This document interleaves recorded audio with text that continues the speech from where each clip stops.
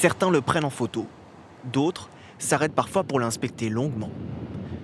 Ce mur de sable parcourt la plage de Châtelaillon sur près de 3 km. J'ai une amie qui m'a envoyé une photo et je me suis dit c'est quand même incroyable. Moi, j'ai connu la tempête Xynthia et il n'y avait pas ce genre de choses, c'était pas produit déjà. Donc pourquoi là et comme ça, c'est inimaginable. Tout avait été refait cet hiver, pendant le confinement et c'est dramatique parce qu'on avait une magnifique plage et là il y a tout à refaire.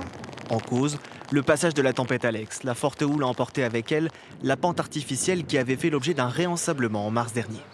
Seule solution, recommencer. On a une courantologie naturelle qui se fait du nord vers le sud, donc le sable est progressivement transporté vers le sud.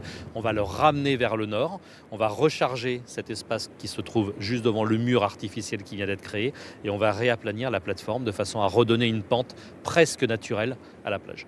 La plage a été créée en 1984 pour protéger les biens et personnes du secteur en cas de forte houle.